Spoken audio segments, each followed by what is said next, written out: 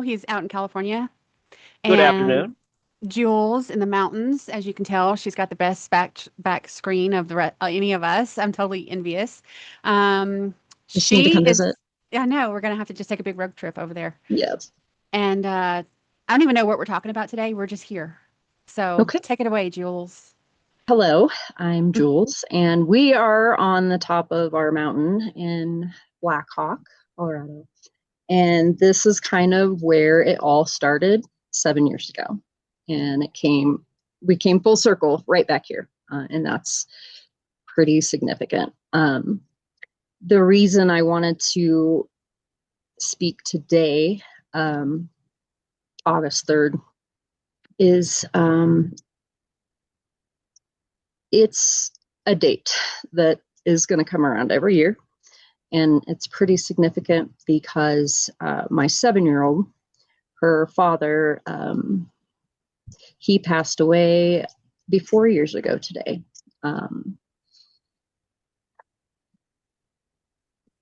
He was an alcoholic, a pretty severe one, a tortured soul. He was adopted as an infant from South Korea in the early 70s, and that more likely than not, he was stolen rather than given up by his mother willingly. But he never found out. So he was 50 when he died and never knew his parents, never had any kind of connection there or even a chance to connect. And so I think that really ate him up. And when he found out that he had a daughter coming, I think it got even more difficult for him, for many reasons. But when we met, was the first time that my mom and I had actually been estranged, for the first time. And he came along because my sister had come out to visit and brought the whole family, and one of her best friends was like, hey, my son owns a restaurant in Denver. Actually, he owns two. You should go check him out. He'd love to see you. He'd love to have you. Well, Sam was a client of my sister's as well. She cut his hair for years and years and years. He grew up in the same town that I grew up in. However, we never met. He's 6 years older than I am. We know all the same people, but we never met. So he left as soon as he was able to, and I was the same way. To get out of Hutchinson, Kansas was the goal, and we succeeded. But it was crazy, though, that it took my sister coming out to Denver to finally meet him. And when I saw him, it, the feeling, like it was just like, this person, I have to know them. He's so handsome. He's this, he's that, great talker, schmoozer. He's a character. He was a character. A lot of fun to be around, and very busy, very knowledgeable, very grandiose, if you will. That was another part of it. It was like, okay, is he an alcoholic or is he just a narcissist? It's hard to say, but didn't figure that out. Never will. Doesn't matter. I was 38 when we met, and by that time, I had come to terms with that I am not going to be having children of my own. Been that way for a couple years because of endometriosis and cervical cancer. Doctors told me it's just not in the cards. Like, prepare yourself. It's not going to happen. Okay. So I meet Sam, and a few months after we start seeing each other, he got a DVT in his leg, so deep vein thrombosis. And his friend had just moved up to the mountain, and his neighbor has this amazing water, and you should try it. It'll help. kind of like clear things out. Really good for you. It has those extra minerals and whatnot. You should try it. So he brings it over. That's when I meet Brett. I was pregnant at the time. I just found out. It would have been August. I found out August 11th of 2018. So yeah, I'll have to do the math on that. But I remember meeting him. We spoke briefly, like out on the balcony. I was intrigued by him, and I was drawn to him. But what was I going to do about it at the time? I was with someone. We're having a baby together. But I, like I said, definitely intrigued, and he seemed like a great guy. So I think like 2 or 3 months later, I started soaking in the water. So I was coming up here to Uncle Charlie's ranch. And he is just this crazy, eccentric outlaw, if you will. You either love him or you hate him, and vice versa. He either likes you or he doesn't. And I went up to start soaking, and we hit it off right off the bat. But before my first soak, he warned me. He said, there have been times where women have soaked in this water and have become pregnant. So if you're not trying to get pregnant, be careful. And I'm like, whatever, Charlie. I said, I laughed at him, because I had confirmation. I have had doctors, professionals tell me I'm not getting pregnant. So whatever. So I just laughed and did my soaks. So then after the third soak, I'd taken a couple friends up there and been up to get water several times. Charlie and I were buddies. I was bringing him food. He was hooking me up with soaks. Like I really enjoyed coming up here. And I was healing too. So definitely helped and detoxing. And it was just a great experience. But third soak, it's like I said, in August, and I'm sick. I'm so sick. Like seriously, the flu in August, like, come on, where did I don't leave the house. And so I made an appointment with the doctor. I didn't even have a doctor yet at the time. Went in and she's like, oh, I'll give you a pregnancy test. I'm like, yeah, okay. Didn't even think about anything Charlie had said. But she comes back in and she's like, Jules, you are sick because you are pregnant. And I just, come again. Say that again. She said, you're pregnant. You're going to be a mama. And I lost it. I'm like, this has got to be a joke. Like, how is this even possible? And Uncle Charlie was the first person I called before I even called her dad. I called Charlie. And he was, of course, so happy for me. He knew I wanted kids. I just couldn't believe it. So we lost your mic. I want to make a comment real quick because I keep seeing this little hummingbird flying behind you. yeah, And I love it. yeah, they're. I have a dragonfly flying around here Oh, nice. around me. Yeah, I don't know if we get dragonflies up here or not, but maybe not. That's cool though. I have some regulars for sure. Yeah. Biscuits, gravy, Hoover,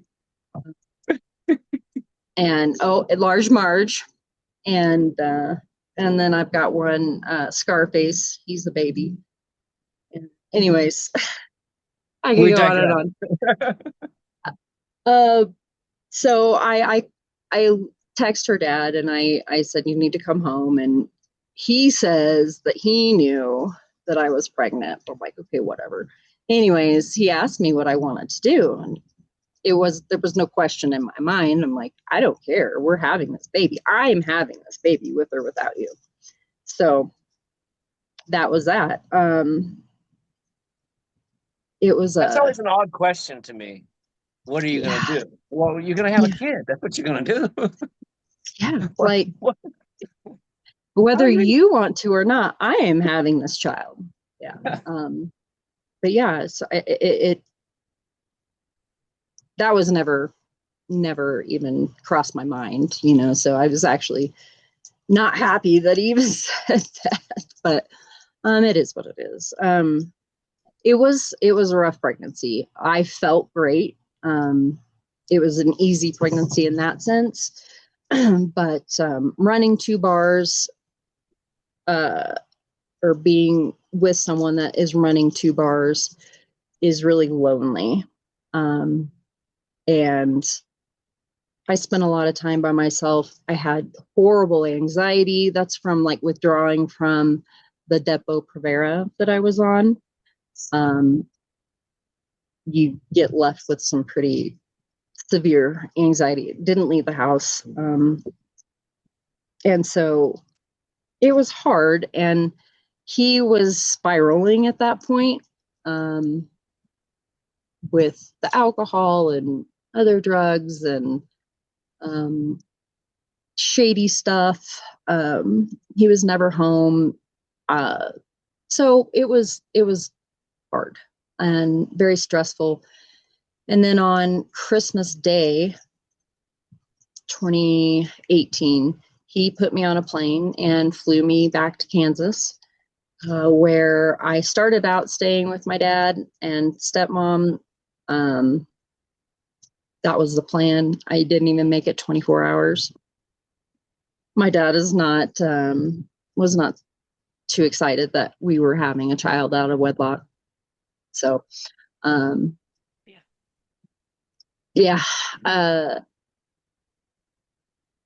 so I went directly from there to his parents' house, who they were angels. They are angels now, but his parents, his mom specifically, we were 2 peas in the pod. The month that I was pregnant before I had Sterling and I was there, we had so much fun. And she was my rock. She got to see the side of her son that I was seeing. His mask slipped a few times, and so she was I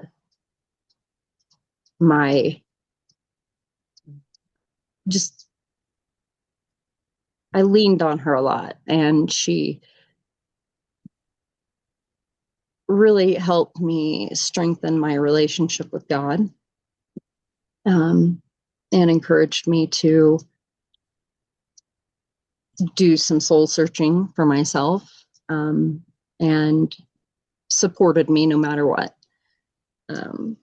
I had left a couple times, with Sterling later, and she was fully supportive and just wanted us to be happy and safe, so we had a great relationship. She passed away just kind of it was like overnight, but she had sepsis after a heart surgery that she had, because she has a bicuspid valve. All these things about COVID are going on while but she agreed with me. After we I guess I didn't even mention that part. So Sterling was born on Valentine's Day, 2019. So 2/14/19, by emergency C-section. I woke up that morning and she wasn't moving around as much as she normally did. And so I was kind of keeping an eye on it for like an hour or so. I called her dad and I said, hey, she's not moving, because she was,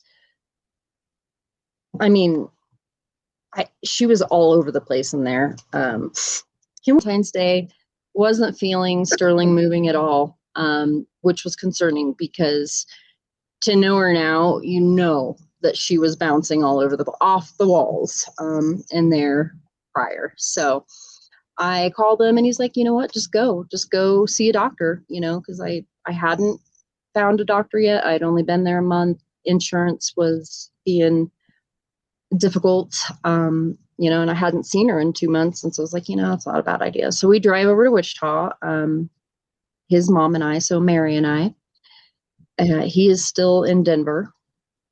And we go into the ER. They send me down to labor and delivery. And doctor comes in and he listens and he measures and he's like, yeah, I think everything sounds good. You look okay. Your fundal size is a little on the low side, but that's okay. Like, I really don't feel comfortable going home. I'm like, it's been a couple months. Can I just see her? I'd really like to make sure that everything's okay. He's like, yeah, we can do that. So then comes in the nurse to put on the neonatal sound so you can hear their heartbeat and things like that. And you can hear the heartbeat. And then they come in with the sonogram. Yeah. Sonogram. Yeah, sonogram. And spends like 5 minutes going over things. She walks out. No more than she walk out. The doctor comes right back in and she's like, you're having your baby. We need to get her out as quickly as possible. And I look at Mary and I'm just like,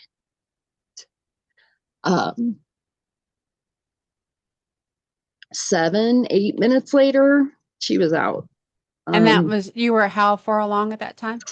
I was 31 weeks, but gestationally, she was 27 weeks because there was no amniotic fluid in there. It was dry as a bone. She had the cord wrapped around her neck.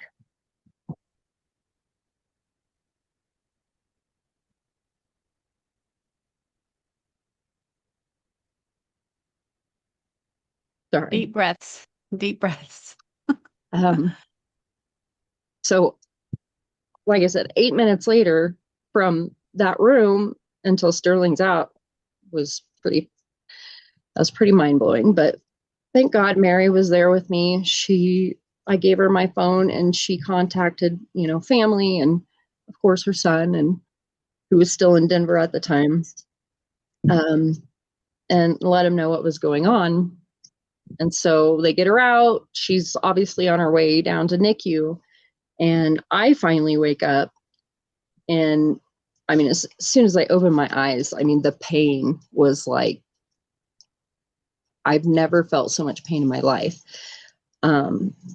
They had put an IV in, but it blew. And so all the pain medication was just going like up under my skin. It wasn't in my bloodstream. So they finally got that taken care of. But they had put me on magnesium. And so because of that, they weren't going to let me go down and see Sterling. And keep in mind, this is right before COVID. And like, nope, that's not going to work. I don't care if you have to wheel me down, if I have to go down in my bed, but I'm going to go see my daughter. We just went through that. Like, I have to go see her. I have to be with her. And they finally let me go see her. She was so little. She was 2 pounds, 1 ounce, 14 inches long, born at 3 o'clock. And we really we'd talked about a name for her, but I didn't want to like make it official until he got here. And getting here or there was a nightmare for him. People were done helping him out. He burned every bridge. He didn't have a license. So 4 days later, he finally got out here, or out there. But when he arrived, they almost didn't let him back in the room because he was so aggressive. I had put a CAC. So even, it's like when you want to remain confidential, Right. like people could call the hospital and say, hey, did so-and-so have a baby? Yeah, they could tell them, but being confidential, they could not. I didn't want Right. my mom calling and harassing me or anything like that in case she found out. So I forgot to let him know that, and they weren't going to let him back to the room. So when he did finally get back to the room, they came and checked with me. He lit me up. Just every name in the book. His mom was standing right there. It just had his baby. That kind of set the tone for the next 73 days. Sterling was in the NICU. I never left her side. I went across the street to the Ronald McDonald House to sleep, and that was about it. But for the first 10 days, she was on a high frequency ventilator, which was at the time, they wouldn't allow moms to hold their babies that were on this Right. piece of equipment because it's dangerous. They're so fragile, and well, actually, they're tough as nails, but fragile. Mm-hmm. And so it was 10 days before I finally got to hold her. But I tell you, that moment that you're with child for the first time, it Mm-hmm. changes you forever.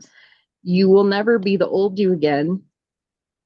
And you'll never, I don't think, love anybody as much as you love your children. It's just, especially being a mom. So I just didn't leave. And we had a lot of support, mainly from his family, like his parents, and my sister was still living there at the time, and I'm really grateful for that. And also, that was another reason I'm grateful that we weren't there during COVID, because that couldn't have happened on any level during COVID. So thank you, Lord, for sparing us that. But it was not long after we brought her home is when the COVID thing started, and which it really didn't seem like it affected us as much because we were home with our newborn anyways. So we didn't really leave the house and things like that. But his mom and I would just sit there and talk about what's going on, and like, hell no, we're not getting the vaccine. And math wasn't mathing. And It was I your also, intuition saying absolutely not. yeah, well, and I had also started looking into vaccines because Sterling was going to need vaccines apparently. And so while I was in the NICU with her, it was a daily thing to have someone come around like every shift and fearmonger me into, vaccinating her. And I held my ground for quite a while. And but with everything going on, it was just too much. I didn't have the time to really do the research that I wanted to. And I had people telling me yes, do it, other people telling me no, don't. And it was a big decision that I was making on my own. I caved and I let them give her the Hep B vaccine. And it wasn't until much later on, but that's really when things started going downhill for her, in a sense. Like, everything was fine. She was growing, getting healthy, didn't have any issues. She just needed to grow. Then all of a sudden I started seeing blood in her stools. Not much, but enough. And I, made one of the doctors aware of it, and he politely made fun of me, and told me I should inspect poop for a living, and just made me feel, Yeah, they're good at doing that. yeah, like I don't know. And I knew something was not right, because she was like, didn't have any issues with her formula, none of that. But right before we left is when I started noticing the blood, and they told me not to worry about it. So not even a week after being out, we're home, and I take her to her first pediatrician appointment. They want to look at her tummy because she is having some issues, and so they switched her from like powder to the ready-made formula, and that seemed okay for a little bit. But they did an x-ray. They go in the x-ray and they see that she has a cracked rib. Well, mind you, this is a week after we're been out of the NICU. And so they are legally Mandatory obligated, reporters. mandatory reporters. And so that whole cycle started. And of course, nothing happened to her. Nobody hurt her. Nobody dropped her. Nobody, nothing. It's just her birth was traumatic and she was injured during birth, but the doctor looking at the fracture couldn't tell the difference between a fresh fracture and a healing fracture. And so that was a whole other thing. But we were forced to go stay in the hospital overnight, and it was scary because Sam's problem with alcohol. And he didn't, with me around, I never put her down. I literally never put her down. And he was afraid to hold her. So that made things a little bit easier because I didn't trust him with her at the time. Not because he didn't love her, but just because he wasn't capable. You're not in your right mind state when you're intoxicated. Mm-hmm. You don't have judgment. Right. Hey. Or logic. Yeah, logic mostly. At that time they changed her formula from the powder to the ready-made. Well, then another week goes by, and now I open up her diaper and it's like nothing but blood. And so we scoop her up and I take her to the emergency room again. Well, then they're like, you should just go back to Wichita. That's an hour away.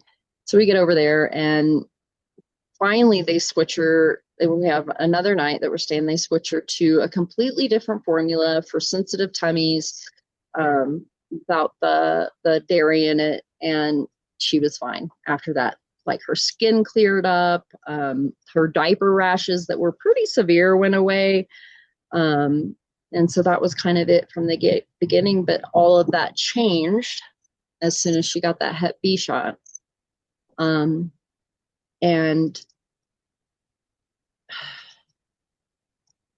that I also think that some of the issues that she has now are because of it as well. And at that time, I didn't put that together. So the next well visit, she had another round of vaccines. So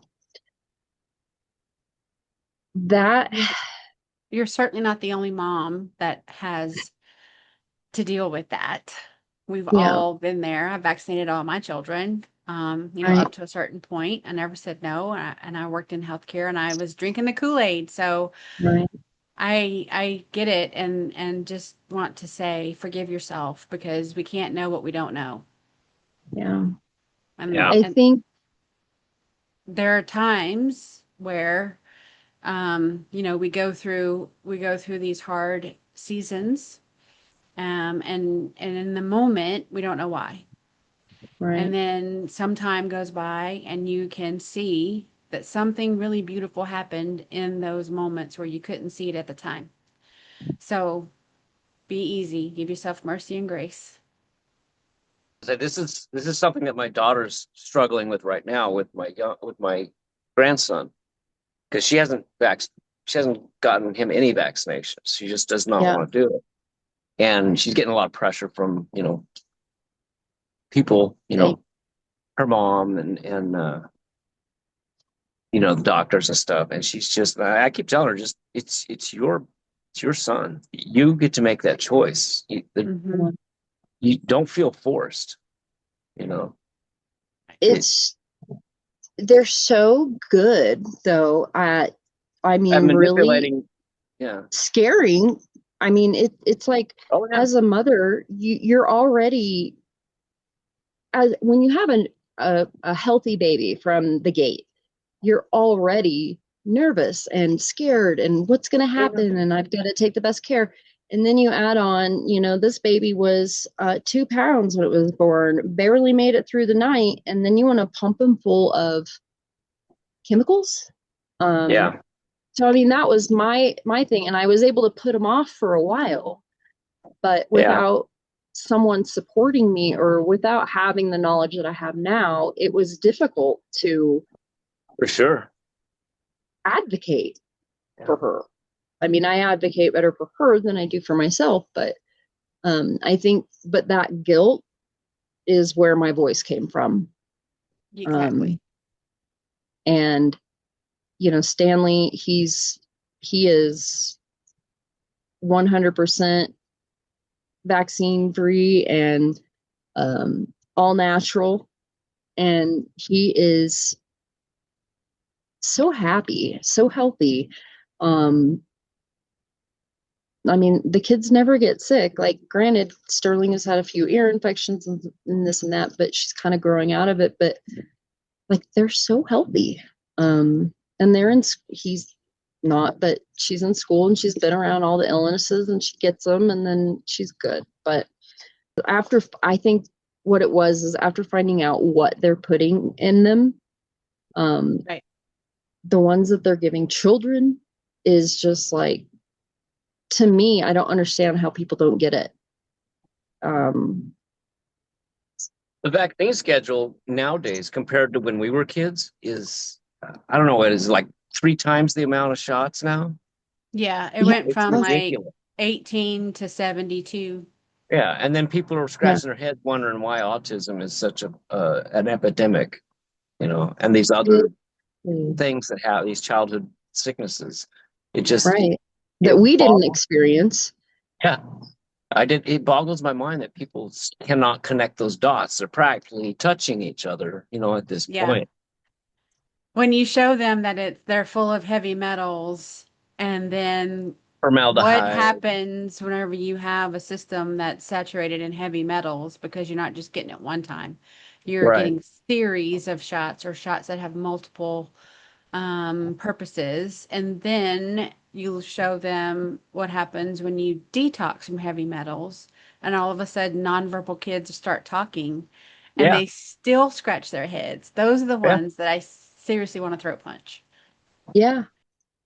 I want to say non-speaking. She doesn't have a lot of words. But and I think it's childhood apraxia, but everybody else like look on the outside looking in that hasn't been a part. Oh, autism, that's, is she autistic because she walks on her toes sometimes? I'm like, no, she was premature, she has hyper, um I walk on my toes.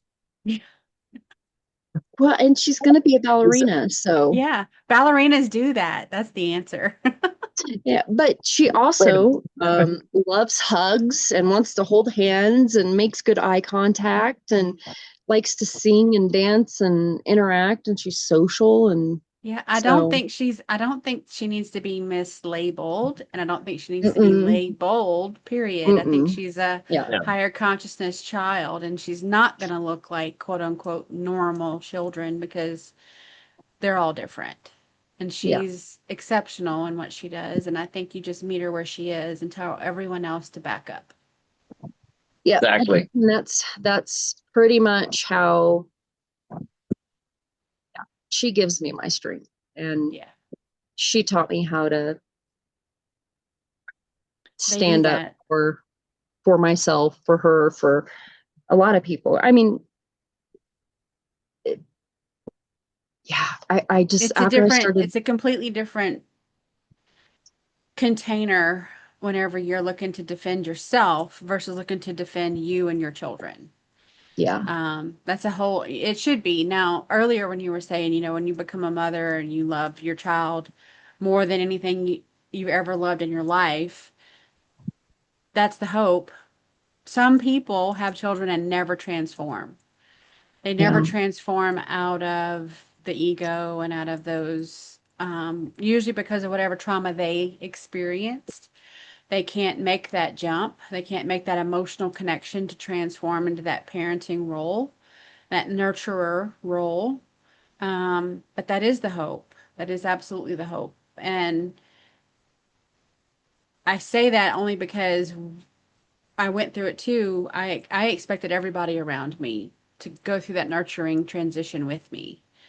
And and my children's father was a raging alcoholic, and it never clicked because he had to still be the center of attention because that was still feeding his old wound.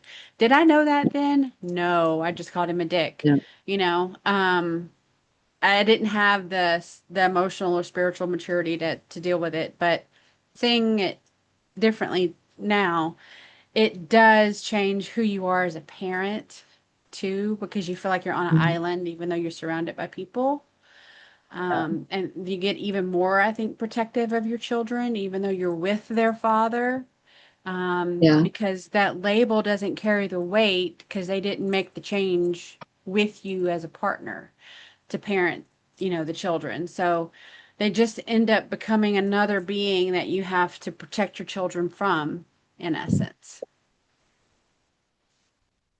Yeah. And that was getting harder and harder to do um, as time went on. We moved around a couple times, and Sterling was probably about 6, 7 months old, and we were in a house of a family member. We were kind of like house sitting for a few months while they were figuring out what they want to do with the house. But um, that was really scary.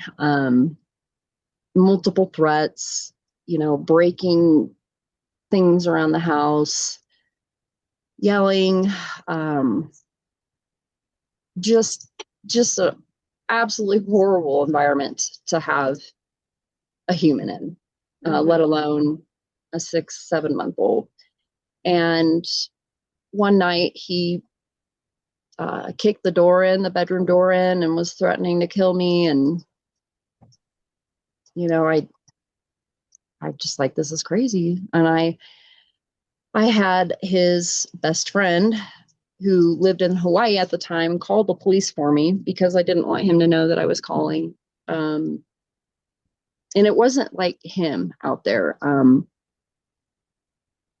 That was something else. Um, During that time, he was 100% possessed by something awful. Um, so that night, the police come, and they were like, "Well, you can leave if you want to." Okay. Um, so I packed up very quickly, and I went to my parents at like 2 o'clock in the morning, and of course they were happy to take us in and concerned and wanted to see us get away from him, and so they were very helpful at the time. But um, that night he shot a couple holes through the ceiling of the house, I guess. I mean, just destroyed the place. And granted, this is not our home; it doesn't belong to us. Um, so we're all, like, I felt like I have this baby to take care of who needs me 100%. I'm all she has, and then I'm like cleaning up and putting out all these fires. Um, and then getting her to her appointments, and so we left, and that lasted almost a year. And during that time is when I started working at the hospital again as a sitter. So what I was doing is I worked night shift, and I would sit in someone's room, usually elderly or patients that were suicidal, and make sure that they are, as far as taking care of adults goes. Hmm. I'll stick to the babies. But after about a month, I found out that they were hiring for a unit clerk in the NICU where Sterling was. And so I applied for it and got it. And that's where I really started healing, I think, from just the traumatic birth and having a child in the NICU who was so sick. And but I got to help other parents. And give them some hope and, let them know that these nurses are angels. They're the best. They are like no one else on earth. And they're going to take good care of your kids, because they took care of mine. And here's a picture of her. So I really enjoyed that. And I made some really good connections doing that. But I was also, doing all the paperwork for patients and intakes. And I started noticing a pattern. The well babies, so the babies that were born without any complications, got to stay with mom after their Hep B vaccine.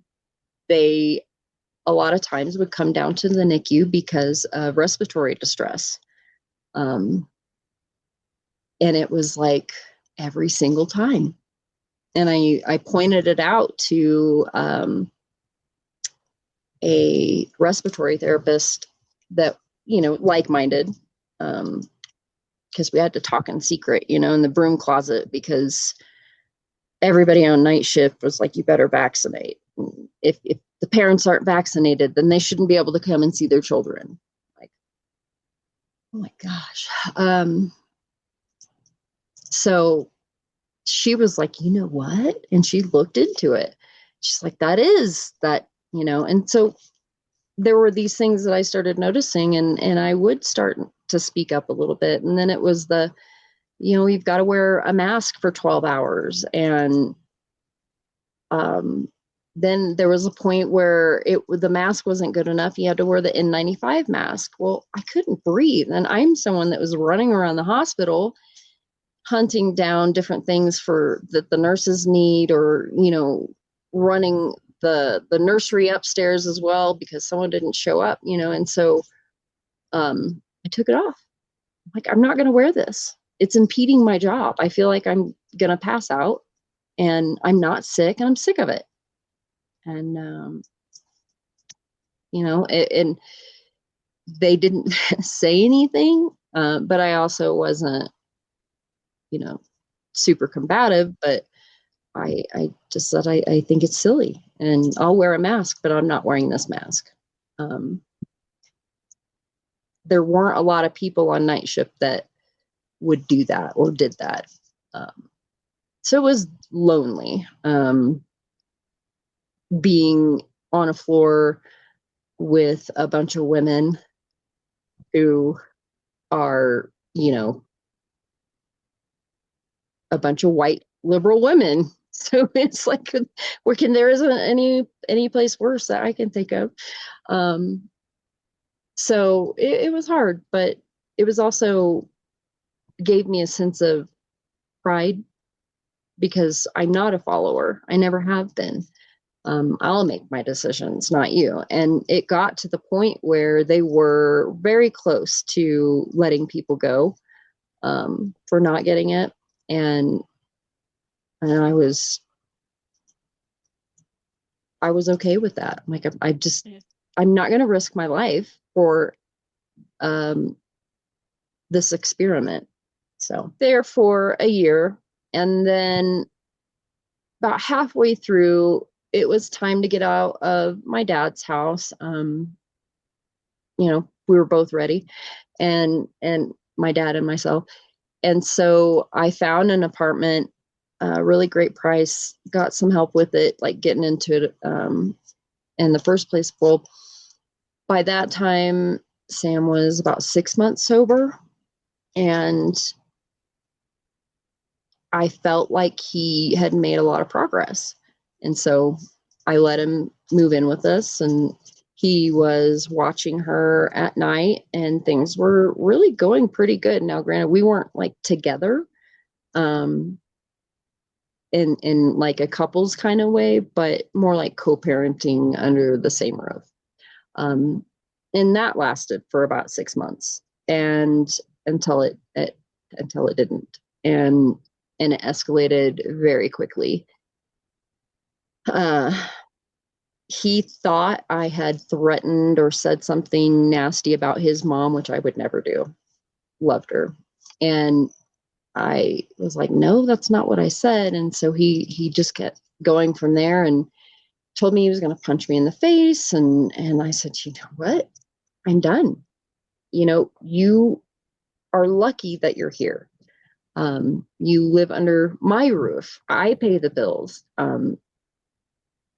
I pay for the food you eat. And it's because of me that you get to spend time with your daughter, because you haven't really earned it. And and so I kicked him out, which it was hard to get him out of the house that night. And he didn't leave. So he sat on the porch all night, banging on the door. He went around back and turned the hose on and was trying to spray it through the window unit, the AC, trying to get us wet. You know, his daughter's in there. She's only like 1 year old at the time. And my dog and me, and I mean, for hours. And I'm on the phone with the police for hours. I keep calling him back and they don't send anybody.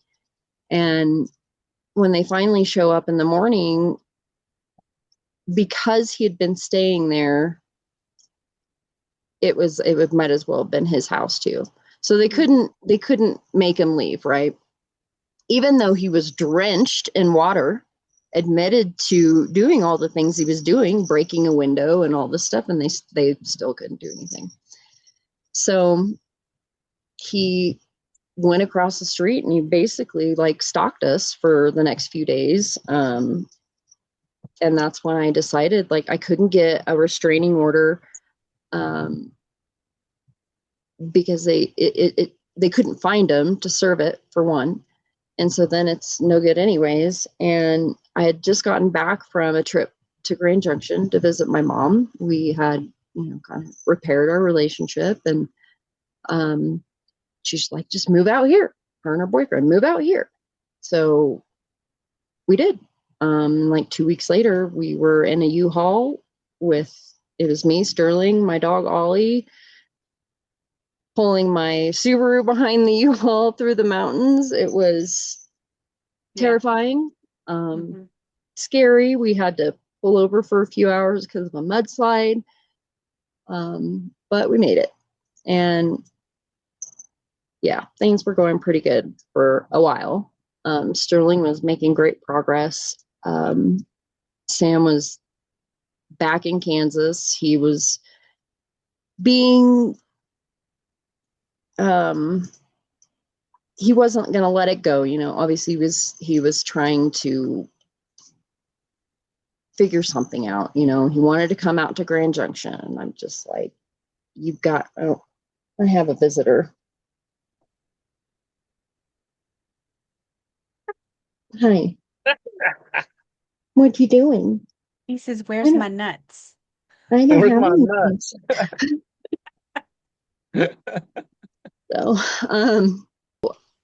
my mom and her boyfriend got in an argument and decided that they were going to split up.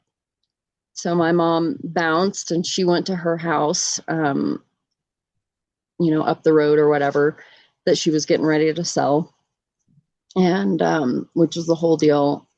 And then left Sterling and I in the house with her boyfriend, who didn't want us there. It was extremely uncomfortable. We still had things to move out and stuff. So I ended up moving our stuff, my mom's stuff. And we moved back into her house. Well, now this house she filed bankruptcy, right? So she was trying to sell the house.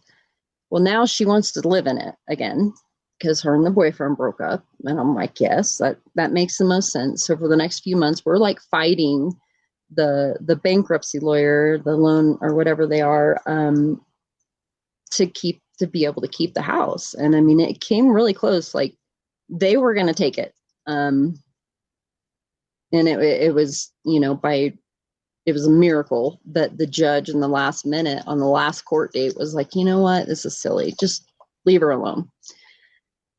So we were able to stay, and that was a huge relief. Well, because my mom and her boyfriend broke up, right? They're still talking, and she goes over to his house because for whatever reason. But when she gets there, she finds out he's already got a new girlfriend. Like, she's there. So she loses it, right? Throws, yelling, throwing stuff, hits him in the face with what the Kleenex box that she threw, drew blood, whatever. So she leaves, and starts driving and goes up on the monument, which is just, it's like a mountain on the outside of Grand Junction, anyways, and gets in an accident. So she totals her car. She breaks her back. They didn't find her until like 5 o'clock in the morning. The sheriffs had been to the house looking for her, told me what happened. I'm like, no, I haven't seen her. I don't know where she is. And I couldn't get a hold of her. And they finally found her. They take her to the emergency room. They call me, tell me what's going on. And she had been drinking. There were open containers in her car. She said that it was lack of oxygen. But in the hospital, in the ER, they came to like pick her up and take her to jail. And the only reason they didn't was because she's, you know, elderly and she had a broken back, so injuries. And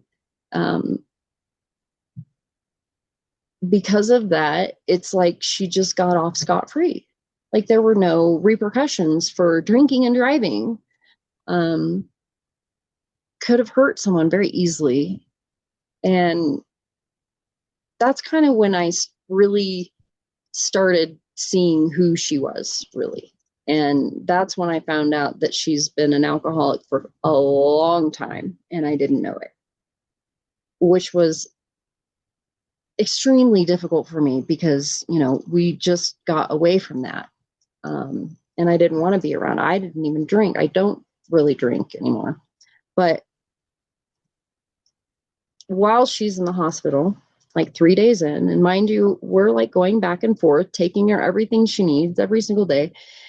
And today, August 3rd, I couldn't get a hold of her dad. And I called his brother to see if he had talked to him. No, he hadn't. And I said, okay, well, I'm going to call him up, and I'm just, something's not right. Because he eventually made it out to Grand Junction, and he was doing good. He had his own place, and we had just spent the 4th of July together. And I texted him and I said, hey, you want to go down to the river?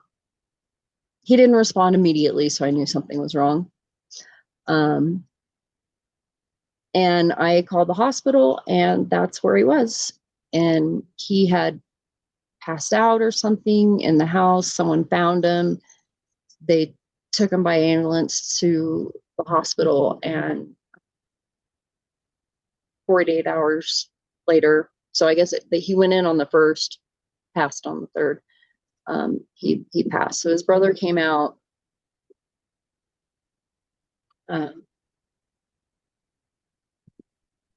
to help with a few things. You know, he was his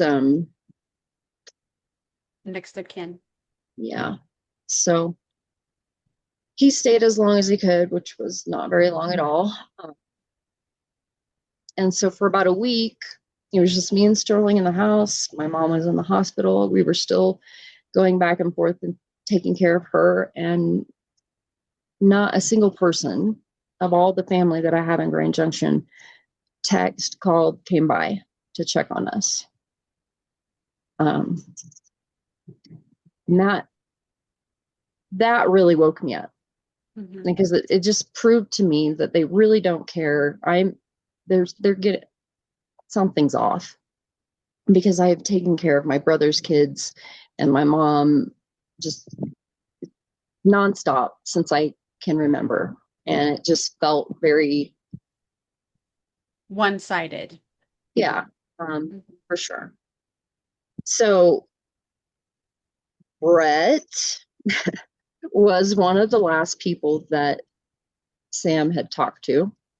And so he was one of the first people that I contacted to let him know that he'd passed, what happened. And we didn't talk the first time I called, but he called me the next day, and we haven't stopped talking since. He was the only person that made sure that we were okay. He drove from up here, Black Hawk to Grand Junction. It's a 4-hour drive. Left in the morning, brought us some water, gave me a big hug, talked for a little while, and then he drove back that same night.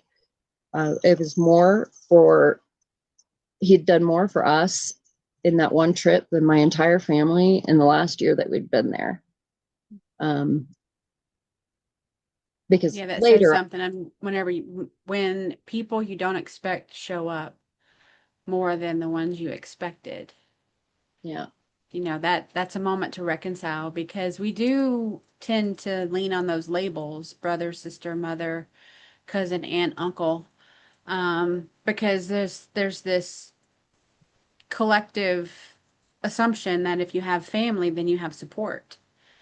But that yeah, does not necessarily equate the same thing. It's the same thing in my family. I have a lot of family, but they were never one to support anything that I was going through, but always expect support for anything that they would go through. And that gets very exhausting after a while. yeah, very much so.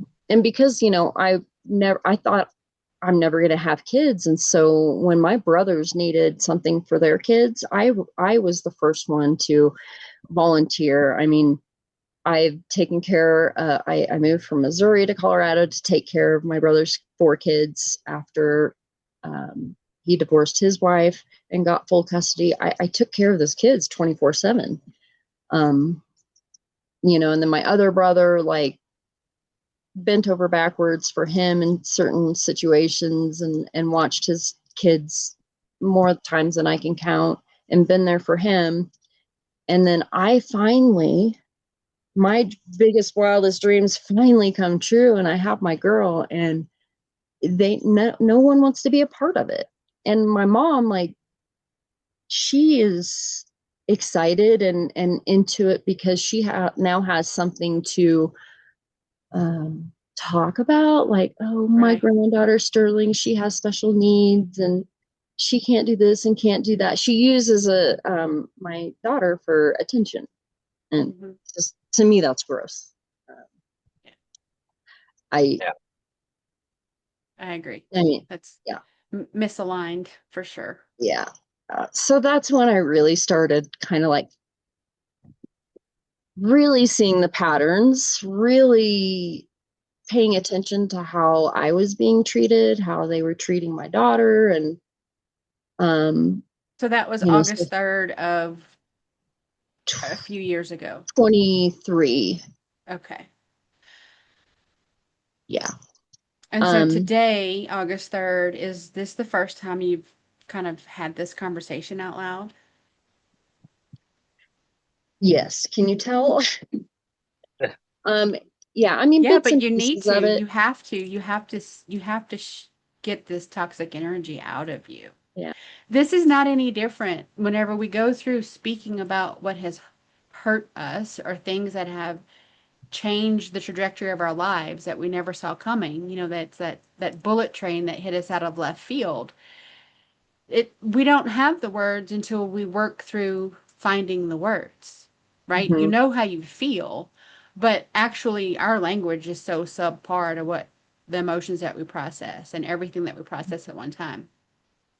So give yourself some grace. Like, I don't expect it to be polished, and I don't expect you to have all the right words, because you are literally speaking about the waves of emotions that are coming through, and you're like, oh yes, and then I forgot this happened. Like, I forgot I had Yeah. Sterling premature. Yeah. Like, you Yeah. didn't really forget that. It's just that you were in this emotional wave of the alcoholism and the addiction and trying to survive. And Right. that's not a small feat on top of growing a human, you Yeah. know, and all of that. So I definitely think that there's grace and forgiveness for you to give to yourself, because we navigate the best we know how. And obviously, not having a support system means that you learn more about your own strength and power and fortitude than you ever wanted. Like I've always said, people don't realize what they're worth when there's rainbows and butterflies around. When it's a beautiful Yeah. day, you're not being tested. You don't have the friction. You don't have to climb uphill.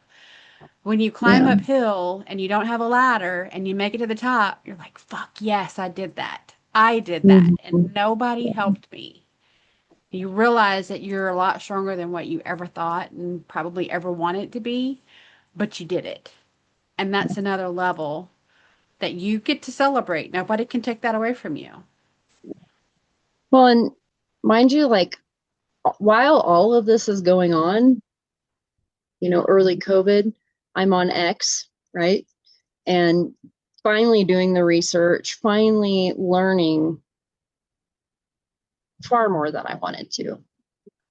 And all while my daughter, who's not even a year old yet, is lying asleep next to me. And I'm reading about these things that happen that are, I mean, awful.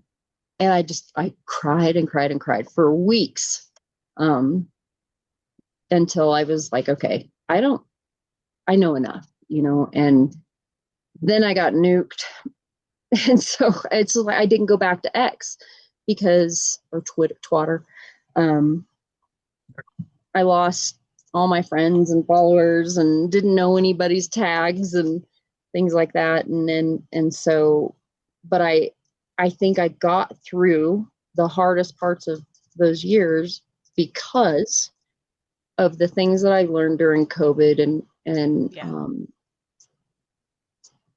Q and Anon, or I say Anon, um, but like when I found Q and saw that Anons are ANON, I'm like, wait a minute, I'm an Anon. My middle name is ANNON. So I felt like it was where I belonged, and Yeah. I did make a couple really good connections and kept in touch with those people. But it was that mindset, the group of people, like you guys, that Out really of the kind box of. thinking. Mm-hmm. You guys were my support in other words, as far as like where I got some of my backbone to speak up and to say the things to get my account nuked and things like that. So Yeah, because I um think going through life in general, there are times where internally we know what we're dealing with is not for us. But you yeah. look around and all the sheeple around you have their head down and they're following in line and they're getting their card punched and they're going to the next Yeah. thing and they're doing all the things. And there does take a certain amount of gumption to speak up. And when you don't have a support system for that, it's real hard. Doesn't mean it can't be done, but there's going to be fallout once you speak out. So you're already kind of isolated, the way that Mhm. you think and feel and operate. And as soon as you speak that truth, that's going to compound, that's going to get more They isolated. amplify it. Yeah. Yeah, it's going to be more isolated. But the turn of that, I don't know if you've experienced this. For me, when I did that, was I needed to be isolated because I needed Hmm. to process the noise. I had been surrounded by so many other people's opinions about things and things that I had been taught, things I had been expected to do as a nurse. I had to process that in silence. And at that point in Yeah. my life, I hated silence because I didn't like who I was in the silence. And I Yeah. had to go through, you know, reconciling things that I had done for the wrong reasons and give myself forgiveness for that and move beyond it and realize the lesson like big chunks of my life fell into that category. Big chunks of my life, decades worth, where I thought I was doing something for the right reason. I didn't speak up at the time because I was afraid to lose, but I had, more than I'd already lost. And you just for me, I got to the place when it got real quiet, when I pissed off people, when I triggered people, um, that became the gift because I would have not got where I am today if they all stayed around me with all their opinions and all of their, you know, um, ways to persuade you to do different things and the fear mongering and the blame and and the guilt. Yeah, Gaslighting. the shame and the guilt and all that. Hmm. So I now look at that. introspective time where I felt super isolated and then no one was talking to me because what I said made them uncomfortable, but it liberated me. And I'm like, Hmm. yeah, I would do that all over again. Oh, hell yeah. Yeah, Yeah. Yeah. I mean, at the absolutely. time, I don't know about you, but it felt like I was doing something completely transformational and I didn't know where it was going to end, but I also wasn't going to stop. Yeah, Right. That's similar yeah. experience.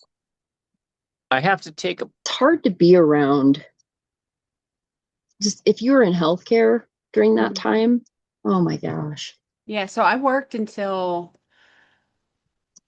full time until 2022, September of 2022. And Yeah, in the last 2 years, I thought I was doing myself this, huge favor to get out of ER because it was just slowly killing me. yeah, Um, I had been recruited by MD Anderson Cancer Center and they didn't recruit much. There was always like the place where people really wanted to try to get to work there because it checked all the boxes. So if I'm right. comparing my life to a matrix person, it's Monday through Friday, no nights, no weekends, no holidays, great benefits, and the best pay I'd ever had.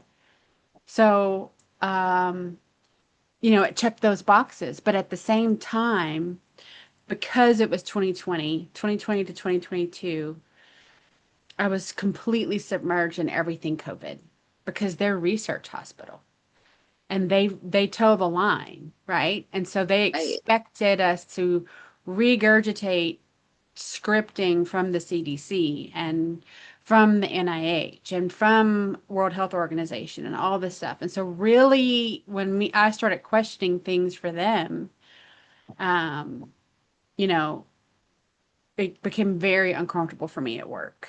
They made it Hmm. very, very uncomfortable for me at work. Yeah. It's And like worse than Mean Girl vibes, yeah, but it it's, comes from upper management, yeah, you know? absolutely. And so when I decided I couldn't do it anymore, I had already overdosed and I woke up. I had already been drinking, 32-ounce glass of liquor on ice with just a tiny bit of Diet Coke. That's what I was surviving on. A handful of blood pressure pills that wasn't doing anything for my blood pressure. I was stroke level blood pressure for months and months and months.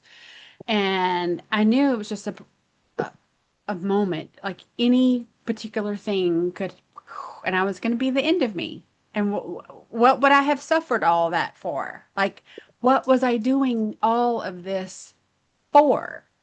Is what I turned around and faced myself in the mirror. But you can't do that for anybody else. You have to do that for yourself. People told me things before that moment, and I did not believe them. And I did not go there because believing that up, turned my entire life upside down. So I Hmm. had to get to the point where I no longer cared because I really felt like I no longer had a life. Like I was literally doing everything all these other people expected of me. And in the moments where I had by myself, I was so miserable.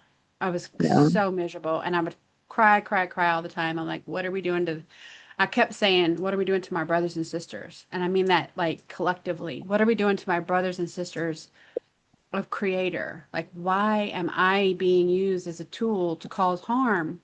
And it didn't just start in 2020. So then I had to Yeah. reconcile that, decades of nursing, decades of doing things, shots, vaccinations, Yeah. lots of things in the name of science that I had to forgive myself for. So, I think we all were pushed into a huge scenario. I know it's a psyop, like I get it. Um, but I also think that it put us all in a position to wake up or not. Yeah. When we all went through what we all went through in 2020, it was variations of trauma and it was layered upon layer upon layer. And I mean, some people are just now waking up because of the revelations that have come out. But I think we were all put in a position where we were isolated, and that isolation provided a silence where we could find our truth again. That's how I I feel. believe that. I believe that 1,000%. That's pretty much where I think most of my growth came, was when we locked down, and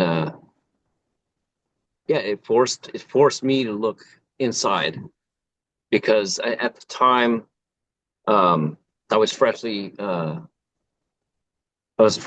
separated from my now ex, and she had moved out, and all this craziness was going on in the world. We had just freshly been, see, what was it, June? So we had been locked down for what, 3 months, I think, and yeah, it was. I think that was I guess, the pinnacle of, or should I say, the very valley of my journey. Because I had been married for 28 years at that point, and uh, and it just, bringing all of these new truths out that we were learning, and digging out of all this stuff going on, all the drops, all the chaos that was happening, and she didn't want to have any part of that. Right. So, um, Uh-oh. and then, yeah, so when she left, I was like, it forced me to really look in the mirror, and what am I really, you know, what is my real truth? Because I have the same history of, um, as far as the drinking and all that. I was a bad alcoholic for a number of years, until I got tired of my own shit. And that's the only thing Mm-hmm. that got me to quit. No intervention did it. No rehab did Mhm. it. It was me, and me being tired of my own, create my own creation of discord and wreckage and things that we create when we are a sick person. And so I had. Now this is funny, because when we locked down, I was in my, let's see, 20. I think I was in my 12th or 13th year of sobriety, and we weren't. My routine had drastically been changed, because I was, at that time, I was heavily into, helping other people find their sobriety, and showing them a path. And a lot of people that I know went out. They went back to drinking. They went back to their old lives. They didn't learn, you know, through their journey of recovery, of how to, put things in place to protect yourself from yourself. And I'm kind of going on a tangent here, but the point is that I'm trying to make here is that that was a pinnacle for me, because I had no support group. Most of the people in my recovery group, they all kind of went their own ways. They were all doing these crazy Zoom meetings, and it just wasn't, there was no personal connection there, Right. and it was not helping me. It was actually a detriment at that point, because everybody was so uh, immersed in the psyop that they had forgotten the tools that they picked up along the way, that you know not everybody. There was a few of us that stayed together, but the point I'm making is that caused me to really go inside and really look at what I was doing, and who I was interacting with, and how I was conducting my business, out on the street. And within a year, so it's 2020, by 21, I really started to change a lot of things in my life, in my routine. Uh, and it was like an awakening. It was truly an awakening, a conscious transformation to see old problems and choose differently. That Right. was that was a big one for me, because I I get, ran mostly, throughout my whole life. I ran mostly on just pride and ego and arrogance, and that's I get that. and that's part of why I'm divorced now, is because of my part in the play. over the years. But today I'm accountable for that. You know, That's granted the difference. the damage was done, and I live with those consequences. But going forward from the time we locked down, it was I lost everything pretty much. Lost my marriage, lost my house, lost most of my friends. And throughout the process of waiting this game out, waiting to watch the show unfold, I've lost, my retirement, everything. I'm at ground zero again. And,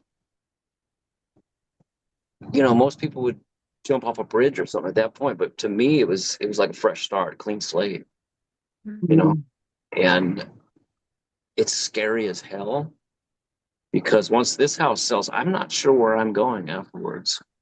I mean, I do have an idea. I mean, temporarily, I'll be down at the ex's house, camped out in her driveway, but that's only gonna last for so long. So there's a lot of things happening on my end that are terrifying, but at the same time, they're exciting because I get to Mhm. do something new. I get to start Mhm. over. Granted, I'm older in my years, and my body's not operating like it used to. Actually, I'm actually feeling better than I was about 10 years ago. Honestly, I Yeah. feel I feel I'm Same. in better shape now than then. Same. So I'm not too discouraged, but there is that reality that yeah, at a certain point your joints stop working, and you know. So, and I don't know why I took you guys all down this rabbit hole, but I was just But trying to relate it's to definitely the what same. Yep, it's definitely the same. Like we have similar paths. They're Process. a little right. bit different here or there, but everybody kind And of felt and like this they is were where we submerged in that moment. and this I think is why many of us connect on such a deep level, like instantaneously, because we share our stories and then we realize, oh my God, that sounds just like mine, or that, and that's what gives us that support. And that's what kept me going throughout the whole time that we were, our lives were upended, Yeah. because the normal support systems weren't there. Yeah. So in normal life, air The quotes, real normal, world. normal life. Um, I know I'll never speak for anybody else, but for myself, for years, I was surrounded by people who didn't, I didn't deserve the type of people that they were. They were in my vortex because I couldn't stand myself. Like they weren't good enough, really. They were abusive and they didn't contribute anything to my life. They really contaminated it, but I kept them there because it kept me around people. But I still felt alone, right? So then circumstances change many, many times. The faces and the masks change. I was the constant. And then whenever COVID happened, I realized that for years I had been by myself feeling lonely, being depressed, being sad about being lonely, but I couldn't even stand myself. I didn't like being alone because I couldn't stand myself. Like that was a day I was like, how is anybody supposed to be with me when I can't even fucking stand me? Yeah, So I had to that's get to rock bottom, do let all the bullshit, the ego, the pride, all that fall apart, pick the good pieces of myself back up, letting some of that shit go down the stream and then rebuild from that. So I see that as that blank canvas that I talk about because I've been in the blank canvas where everything I ever thought was important was lost one way or the other. And what I ended up with was something I never ever expected, but it was ends up being so much more beautiful because it's authentic. I don't have to make apologies for it. It's just beautiful, aligned energy. And in that moment, I realized I didn't feel alone anymore. But I was physically alone, like there wasn't another human around me. But I was so fulfilled with creator's love and Sophia and like all the things that they'd always been with me, but I could never hear them. I could never feel that love because I didn't love myself. So I healed the wound. I could love myself. Then I could receive love, because that was a big part of my issue, is that I never let myself receive love. Well, And it's kind of hard to do that when you have walls built up around you, exactly, which is what I did. I fortified those walls every time I got mad. I fortified the walls. Mhm. There was no way love was going to come in until Sophia broke it down for me. And that was an incredible moment where I completely got knocked over by love and realized it wasn't going to hurt me. Because prior to that, letting somebody love me always meant that I was going to get hurt. That moment, I got poured on with divine love, and no pain. No pain came. And it was that, oh, aha moment of I can love genuinely and myself and receive love, and nobody has to get hurt for it. I mean, to me, that was worth it. I feel stubborn that it took all of that to get me there, but I'm also very, very happy that I made it there. Hasn't been an easy journey for any of us, I think. Self-discovery. I think a lot of us are figuring out who we actually are versus who we thought we needed to be in our 20s. Exactly. Uh, and we our ego, built layers upon who we thought we needed to be.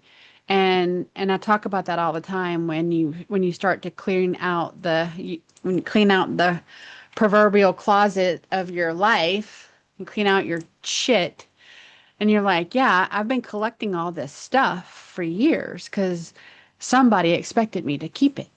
Somebody expected me to build upon that, and it never resonated with me. I never wanted to do anything, but I've been carrying it around because somebody else told me it was important. And Oh yeah. as soon as I let that stuff go, a blessing came in. And so I realized I had this whole like train load full of trauma that I'd been carrying around because I thought I was supposed to. People along the way said, "You're going to want to keep that. You might need that one day." Well, I know Might now I need don't, that to fall back on. yeah, I don't need to keep the memories of my trauma around me. The memories of my trauma are within me.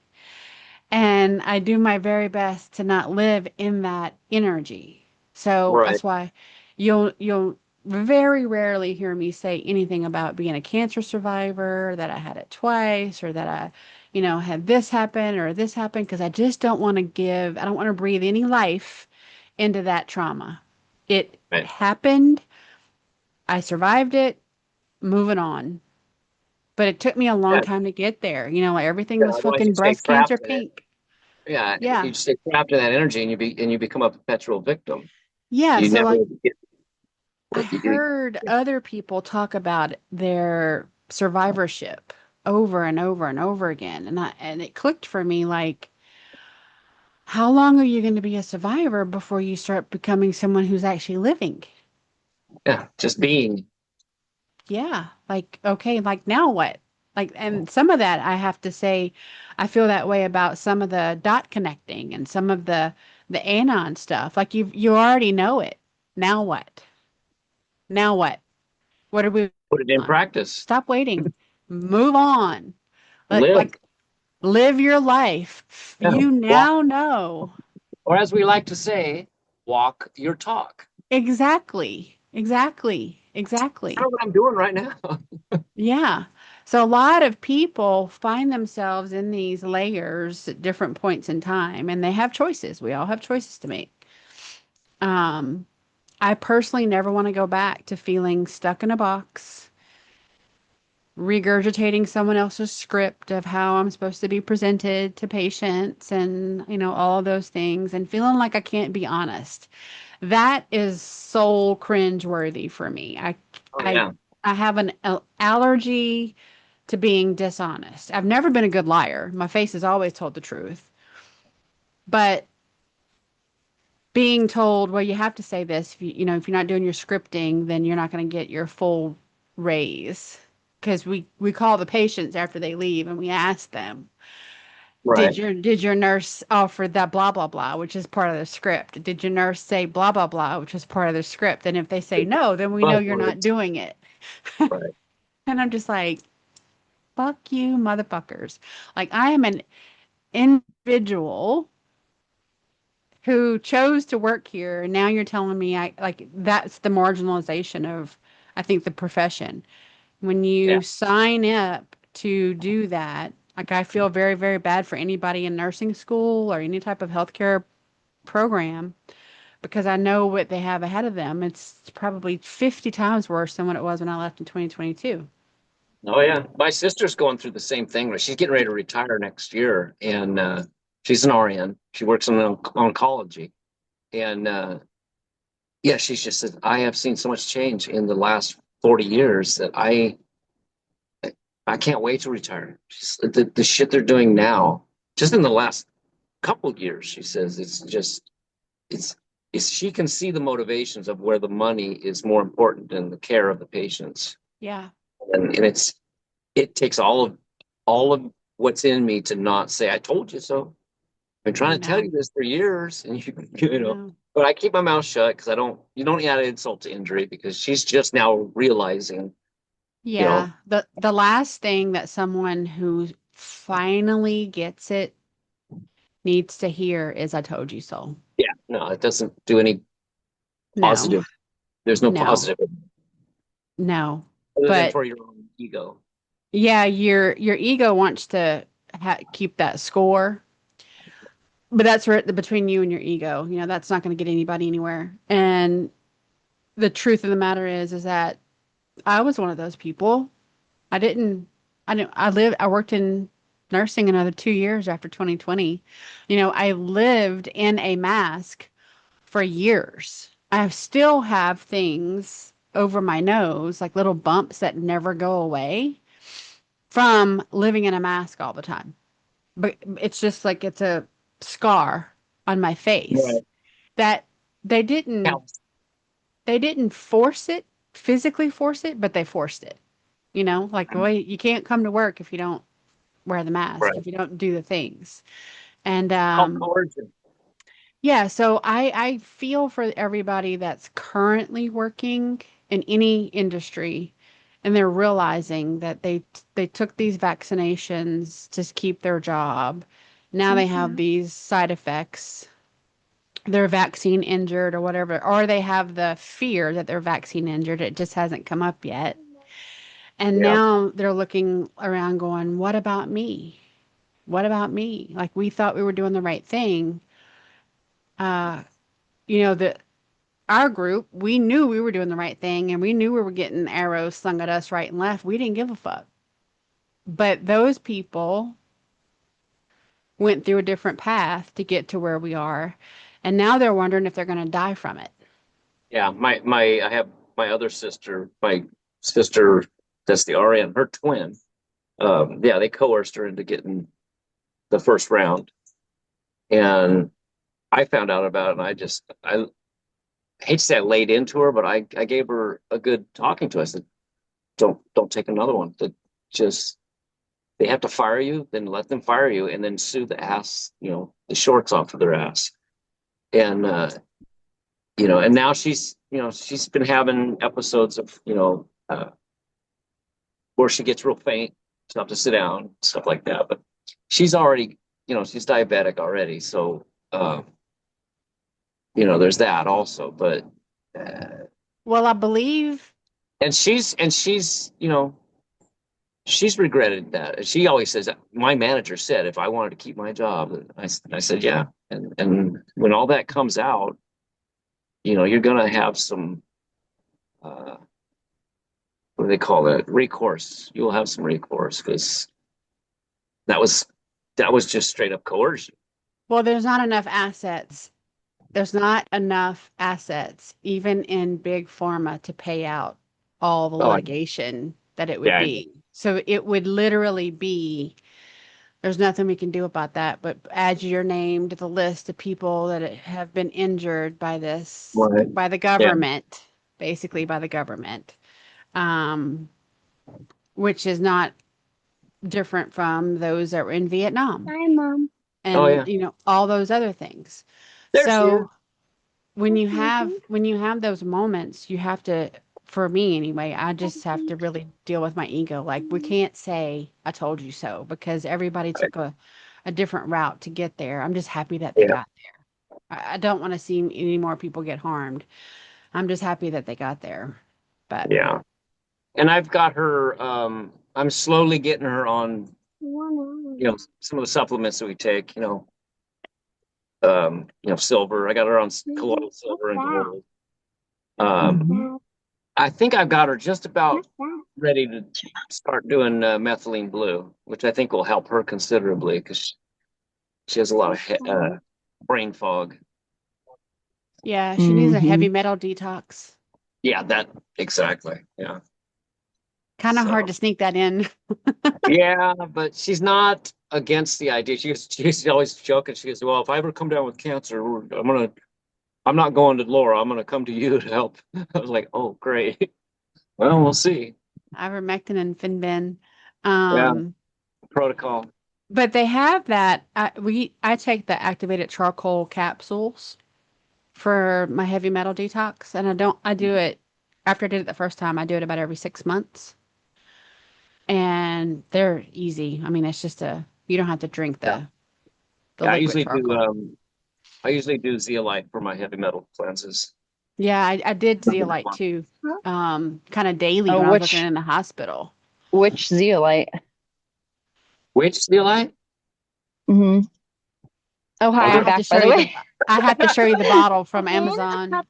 Oh, okay, because I was using I think it's called CRS. Hmm. It's in like a blue spray bottle, no taste, no. No, I buy it in bulk, Mm, gotcha. just the powder, and I just mix it with water. Oh, okay. Yeah, It's just volcanic ash, basically. right. Yeah. Yeah. Yeah, there for a while too. I was using peat moss. Oh yeah. So it was called I don't shoot, I don't remember what it was, There's but a lot of good things that actually help mm, uh cleanse the heavy metals. Yeah. yeah. Even I need cilantro has some benefits. Yeah. We've been talking about doing the kids too, like with the black walnut, clove, and Yeah. wormwood. Wormwood? Yeah. Yeah. Yeah, Wormwood. I But think wormwood is one of them. Yeah, you'll probably see a big difference in the kids. I And know organic charcoal. every kid that I know did heavy metal detox and parasite detox had a huge positive shift. yeah, yeah. I've We're just noticed it trying to. just in myself, in my mental clarity since, doing that, Yeah. doing all those cleanses and stuff. Oh my It does goodness. work. Well, Jules, you want to get back into your story? Oh, I mean, we don't have, gosh, I got another visitor. Well, two actually, but um, yeah, I mean, I don't remember exactly where I was, and that's okay. But um, that's kind of, I think where I'll take back off is, Brett entering the picture. Um, when he came out to visit Sterling and I in Grand Junction, he brought a big old jug of water, right? And I hadn't had it in, you know, 5 years ish, and I missed it. Ordered it once, and it just wasn't the same. And so like I said, he brought me some water, gave me a big hug, and then he continued to help us with a lot of things because it was just me and Sterling and dealing with um, you know, items and a storage unit and things that I wanted to keep but not wanted, and family and friends, and just talking to people, and then getting ready to go back to Kansas for, the funeral. And it was just a lot. And I really don't think I could have done it without Brett. He And really, that water that he brought you, it's special water. It's not just oh, water. oh yeah, it's special to me for sure.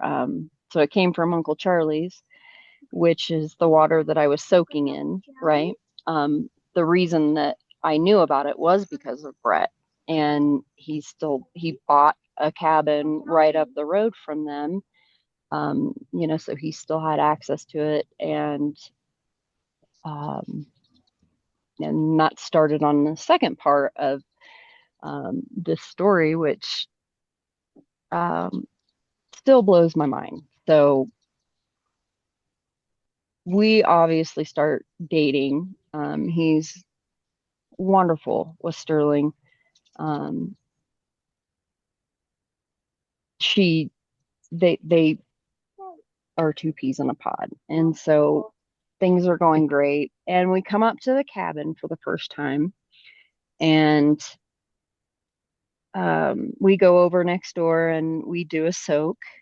And I wake up and this is after we've already gone to Kansas and everything for the funeral and things like that. So we go over to the ranch and we do a soak. I haven't had one in forever, and it's like just what I needed.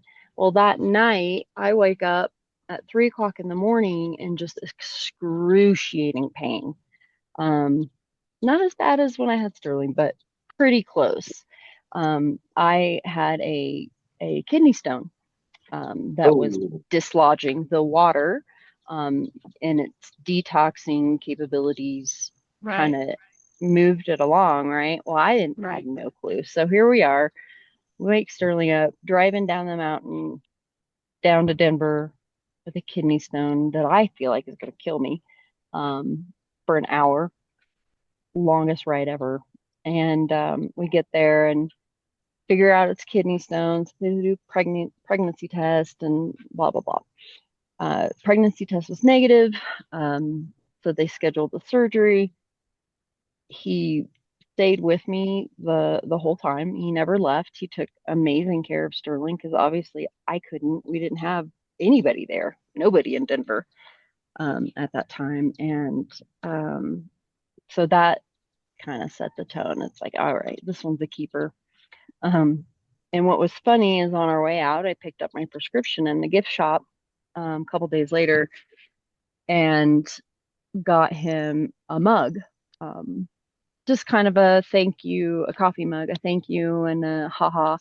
But it had dad fuel, is what it says on it. Um, and he was like kind of weird about using it at first. So fast forward about a week and not feeling great and thinking it has to be something with the kidney stone, right? Well, I did soak in the water. Maybe we'll just go by the dollar store, get a pregnancy test. So what we did, get up to the cabin. 3 minutes later, so we're gonna have a baby. And mind you, Brett was 50 at the time, almost 51. No, no other children.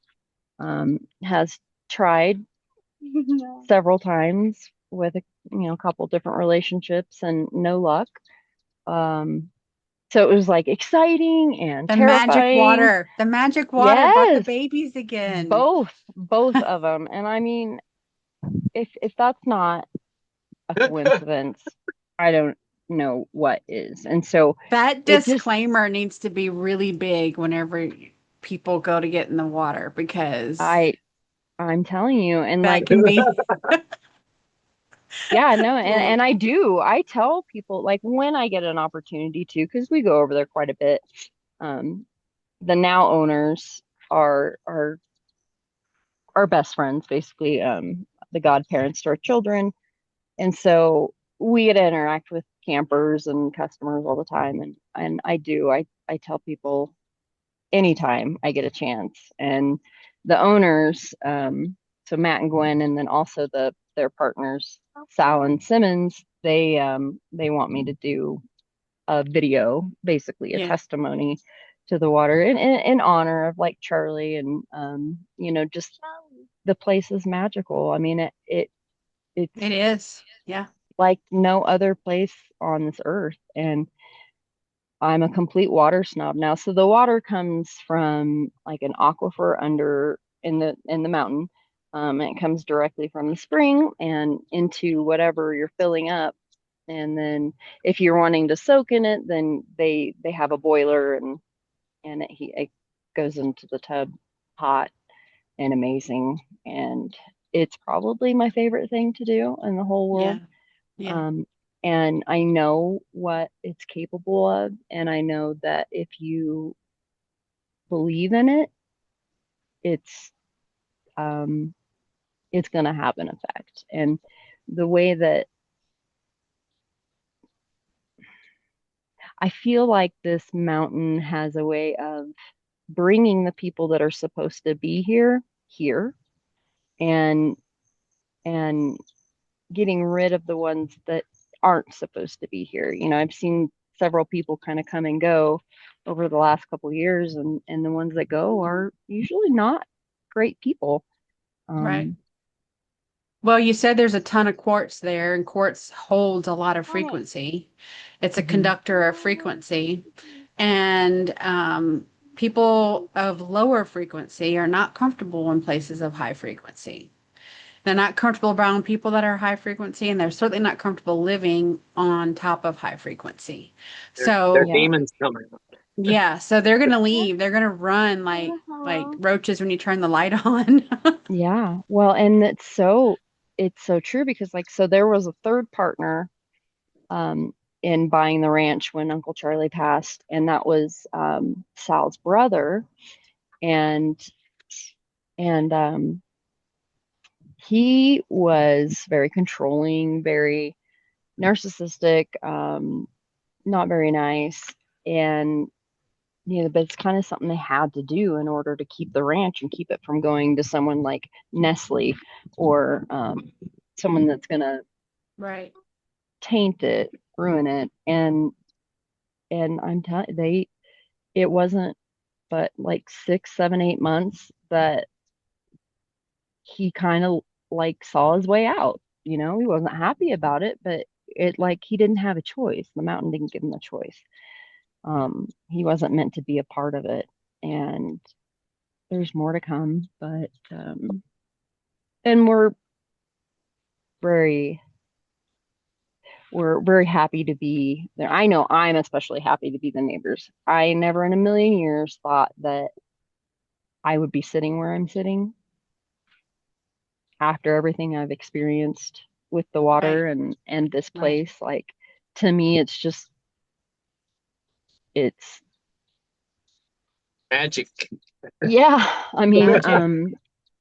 There's certain the things that you can't explain, and there's certain things that you don't need to explain. Like the proof is sitting there next to you. yeah, yeah. Well, yeah, and then the other one's taking a nap upstairs, but Yeah. of being up here that I'm so excited for is just I get to share my story, the best part of my story, the best parts, I should say, and it's all because of this place right up here. Um, and it's like I want to share it, and that's why I'm like, Mick, you got to get out here and bring Yeah. Grace and get Eva in the truck and get out here. Like I really feel deep down in my heart that it may not happen this summer, but it's going to happen. Um, I think we need it to, and I think every day we're starting to come across each other more, Yeah. in the real world too, which has been kind of cool. But I don't know, the thought of getting everybody up here, especially the those of us that are in the apron thread, Yeah. um, I just I get excited, and I want to get the name out there because there's things I want to do up here, at our place, and that that will help Yeah. people. Um, Yeah. Well, I know one thing for sure, and that's, frequency matches a real thing. And it's nothing that you have to sell or script or you put a post or anything. You just have to be in a space where people can find you. And on that yeah, platform, I've connected with more people by frequency than any post that I made. Like I just that frequency, they find themselves in my lane, I find myself in their lane, and there's a match. And sometimes it's for, Yeah. 5 minutes, and sometimes it's for 5 months. You just never know. But Yeah. it's for a specific purpose. I totally get Mhm. that. I definitely believe that. So, keep channeling that good vibe, that energy, and Yeah. that frequency will attract, like you said, those that are meant to be there will come. Hmm. They'll find their way there. It's like if you build it, they will come. Yep. Yeah. Oh yeah. Well, just the other day, now this is kind of wild too. So just the other day, Brett and I were over there at the ranch, and Gwen and Matt were gone, so they didn't have anybody there to let a customer in to get water. So we're like, hey, yeah, we'll do it. So we go down and we're like talking to these two guys. It's the son and his father, Carl and his dad. Carl's local.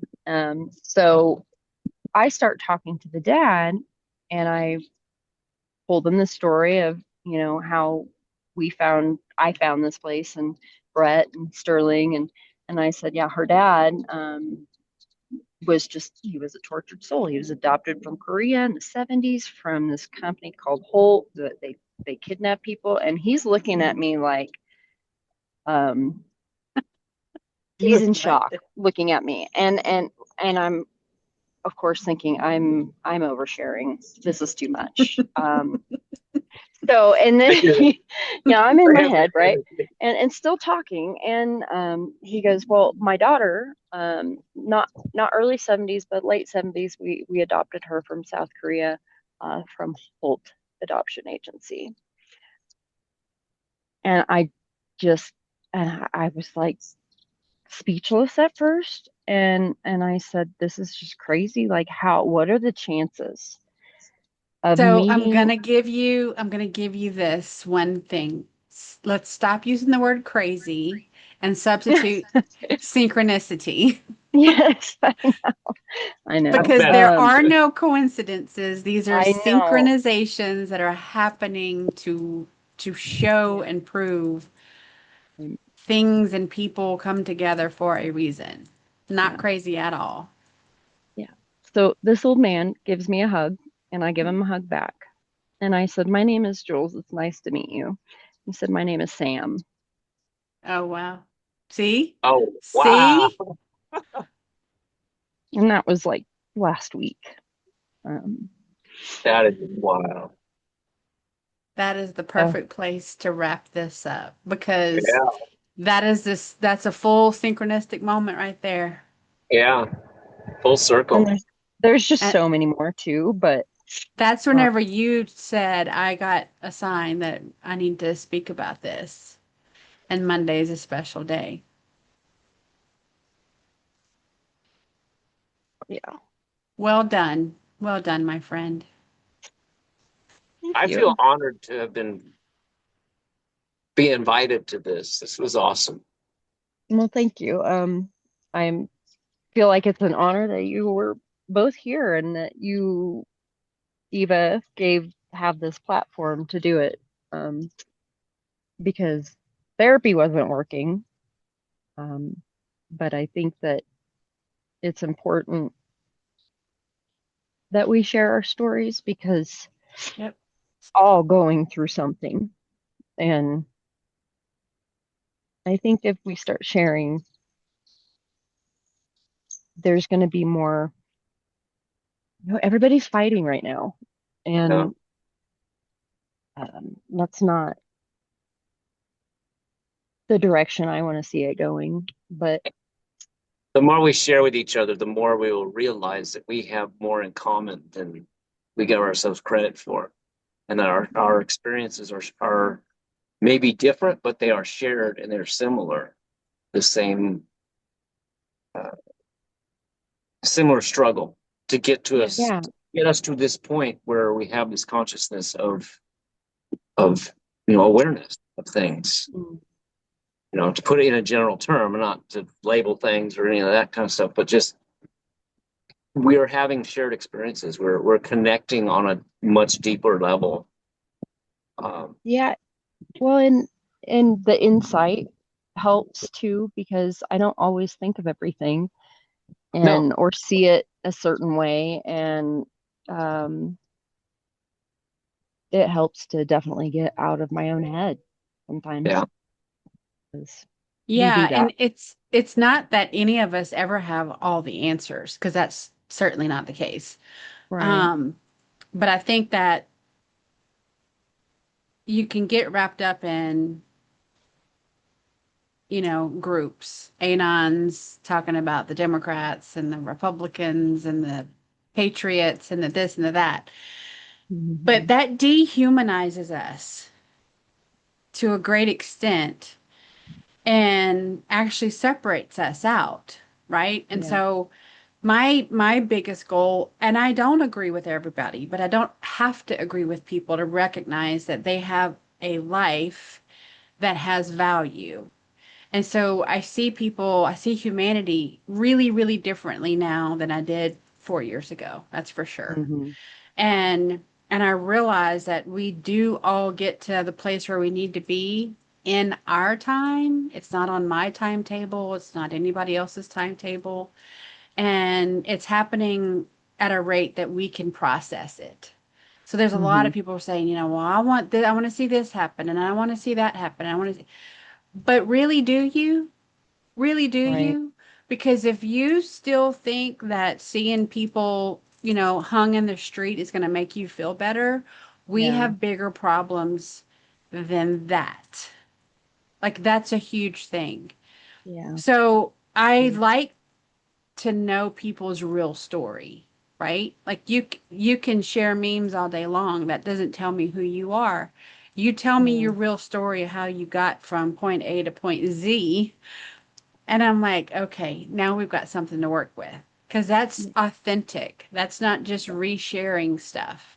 I Yeah. now know both of you on a completely different level that's deeper, but it confirms what I felt about you in the beginning. So it's the frequency Yeah. match that started. It's how we got together. And then we learned that we're so much more alike than we are different. And we really want the same things for life, out of life, and for other people. We really want the best for other people. And so Yeah. that's my hope, is that if I can, my platform's little, but it's still there. And if we can share it amongst ourselves and there's a glimmer of hope for other people, then that's exactly what I hope to do. And Well, that and size doesn't matter, Ava. the what? I said size doesn't matter. It's the message that comes out of there. Through So that. they keep telling me. Oh my gosh. I throw a little humor in there. Sorry. I'm being surrounded right now By By what? chipmunks or children. by chipmunks. They want them They nuts. they Yeah, do. you're the nut They lady. Yeah, between those and the birds, I'm going broke. Well, we're I'm going to gonna have wrap to it up. start. And if we want to have another chat another time, some Yeah, other things come up and you go, man, I really wish I shared that. We can definitely do it. yeah, for sure. Well, Easy now that busy I've done bee. it, I know that I can do it. Of So course. I'm always down. And yeah, I want to hear more stories. Yeah. Yeah. We're You going to, might need a longer podcast to hear my story. I know. Well, yeah, and I'm like halfway done. So I well, think we we Right? do long ones, but most people don't want to sit and watch a really Right. long one. So Yeah. I break them up into yeah, yeah, shorter videos. yeah, Yeah. Um, but yeah, I mean, it's hard to sit and speak about the same things, over and over again, but we'll definitely do it. yeah. As you both feel led, I don't mind doing it at all. Um, what I think I'll do is I'll put through an edit of my own and send the version to you and Okay, let you say yes or no. okay. Because I think there's some really good things throughout. Yeah, We can pull it together. And then I can actually just send the whole raw thing to you if you want to keep it. Because I okay. find when I worked with somebody one on one, things come out and it's beneficial for them to hear it again later on as they're processing like shadow work and stuff. Yeah, So I can just send you the whole thing and you can have to do it what you want with it. yeah. Sounds good to me. I like to Yeah. call that mirror work instead of Mirror shadow work. work because you're Yeah. reflecting on yourself, Yeah. Mhm. and the mirror can be your friend sometimes.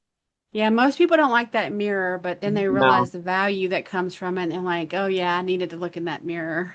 Yeah. yeah, Yeah. It's just some never will. That's the sad part.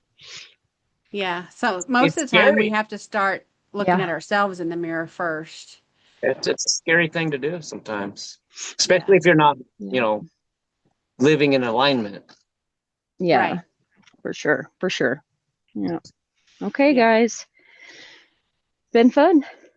You did good. You did good. Well, Well, enjoy that mountain. I'm jealous. I I know. will. I know. I I'm might have jealous of to. both of you. My mountain's not that big. Well, you just both need to come visit. So, I'm definitely gonna come visit you. yeah, yeah, for sure. And we'll get on that FaceTime here soon too. Yeah, Things have just been a little crazy. So, but I hear All so, right. all right, I'll talk to guys. you We'll guys have later. a great afternoon. We'll talk to you later. All right. Bye. Bye. See you later.